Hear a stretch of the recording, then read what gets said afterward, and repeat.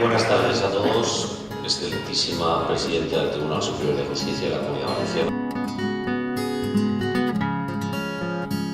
La Junta de Gobierno del Ilustre Colegio de Abogados de Valencia, en sesión de fecha 6 de noviembre pasado, acordó por unanimidad conceder el premio Bernet y Català a la excelentísima señora doña Emilia Adán García.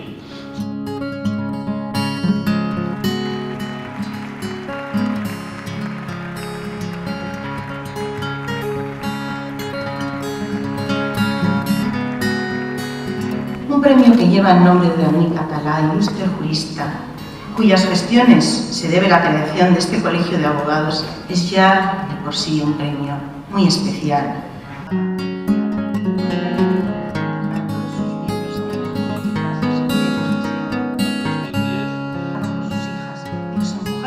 Conceder la Gran Cruz al Mérito en el servicio de la abogacía valenciana a título póstumo a don Eduardo Calabuig Martínez.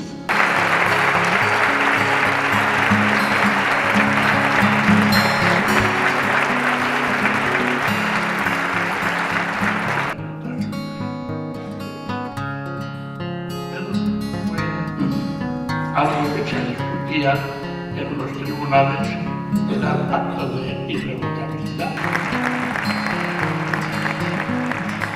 Con la venia de Cano, la Junta de Gobierno del Ilustre Colegio de Abogados de Valencia, en su sesión de fecha 13 de septiembre pasado, acordó celebrar en el día de hoy el acto de juramento de promesa de acatamiento a la Constitución y al resto del ordenamiento jurídico.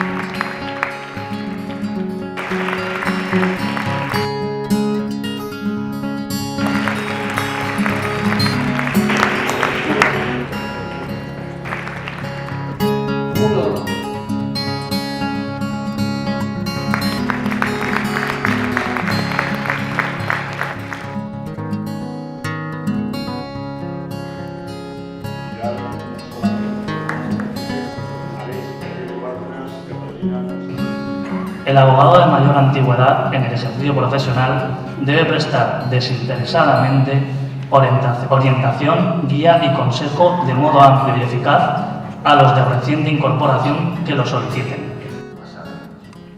El que más sabe, sea joven o viejo, es el que más estudia. Tan solo cabe defender el asunto con la máxima dignidad.